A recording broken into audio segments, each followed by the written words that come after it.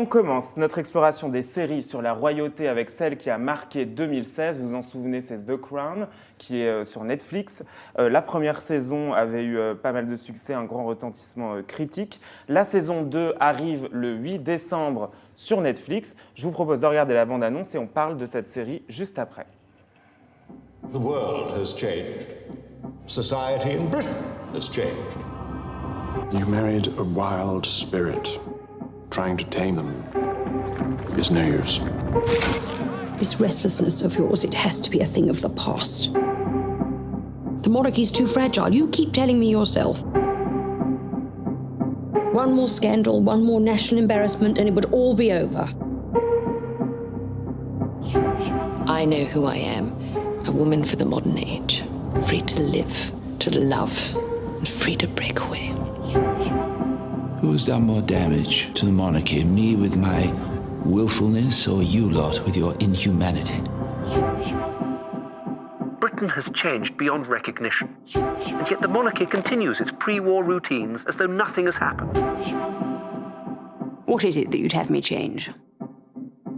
Everything.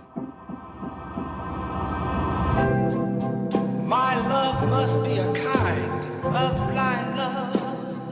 To do nothing is often the best course of action. I can't see anyone but you. But history was not made by those who did nothing.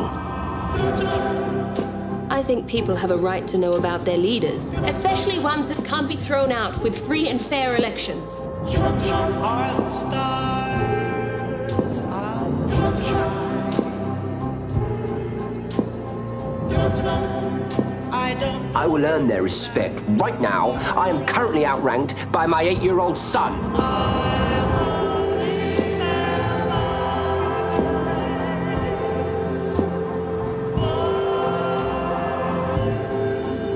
There is no possibility of my forgiving you. The question is,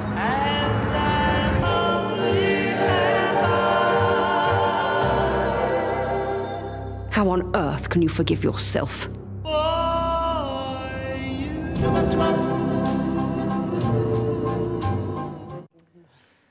Voilà pour la bande-annonce de cette saison 2. Alors, je fais une petite parenthèse que sur le chat, Flo nous demande quelle série sur la guerre froide à nous conseiller. C'est pas tout à fait la thématique de l'émission, mais on en parlait pendant la bande-annonce. On en parle un peu dans The Crown. On peut encore changer la thématique de l'émission. On va peut-être éviter quand même. Non, The Americans. The Americans, c'est bien.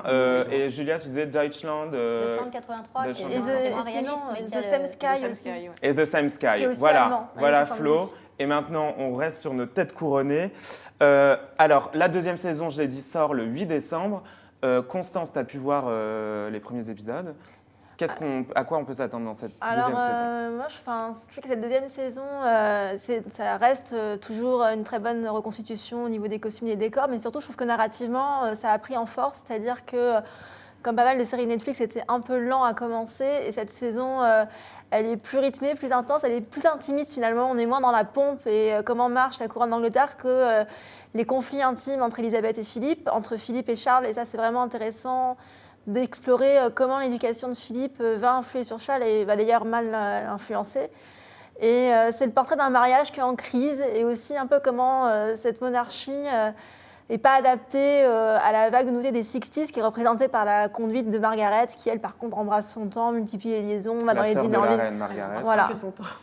Et donc, j'ai trouvé aussi que narrativement, ça se permet plus d'audace, c'est-à-dire qu'il y a un ou deux épisodes qui sont capsules, c'est-à-dire qu'on pourrait les regarder pas dans l'ordre chronologique. Et donc, il y a un très bel épisode sur Margaret, justement, sur son ennui et sa tristesse d'être à 28 ans non mariée. Et elle ne se remet pas de son idylle qui a été brisée la saison dernière avec l'écuyer de son père. Et il y a aussi un épisode très intéressant à la fin qui est uniquement centré sur Philippe. Et Philippe, donc tout le monde, on sait qu'il a eu une enfance particulière.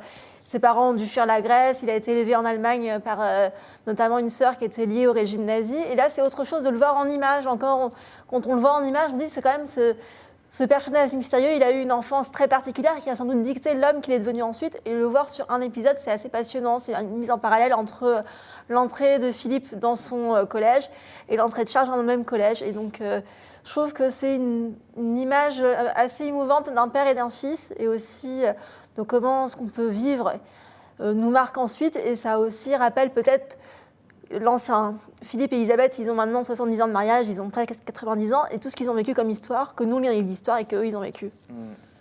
Et cette saison 2, donc, pour toi, confirme le succès de la saison 1, qui avait quand même eu un gros succès, que ce soit critique, des récompenses pour les acteurs également, assez saluées. Je trouve que, disons, que la qualité est toujours là, et je trouve que ça s'est un peu débarrassé des faiblesses de la saison 1, qui était parfois une narration qui était un peu trop sage et un peu trop lancinante. Qui était très protocolaire, parce voilà. que la saison 1, elle était vraiment centrée et là, sur justement, le protocole. on quitte enfin le protocole pour aller dans l'intime des Windsor. Mais alors justement, c'était pas ça qui fascinait dans la saison 1, ce côté, on rentre dans les coulisses de ce protocole royal, qui en plus, comme on est au début des années 50, on est encore dans la pompe, le faste des années de l'Empire britannique. Écoute, moi, je pense que le protocole, c'était amusant à voir sur la première saison, mais ça ne peut pas tenir une série qui ambitionne de faire tout le règne d'Élisabeth II à un moment. Et je trouve que le virage de la saison 2 l'amorce bien. Ce qui intéresse, c'est tous les conflits intérieurs.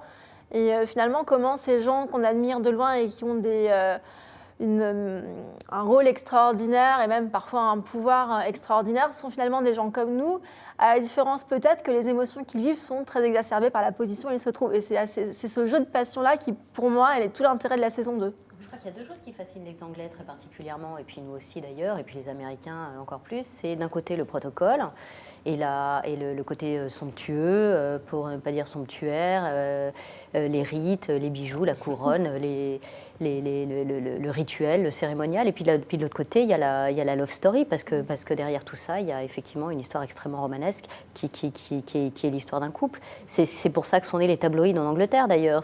D'ailleurs, ça a permis à la presse anglaise de s'émanciper du protocole d'une certaine manière. Ils l'ont fait assez brutalement, assez vulgairement, mais c'est un peu comme ça que ça a marché. Et la deuxième saison, elle est beaucoup plus romanesque que la première, Constance a raison, mais je trouve qu'elle a quand même cette qualité de ne pas laisser totalement le côté, l'aspect historique et l'aspect politique de la chose qui est assez bien rendu, je trouve, dans The Crown.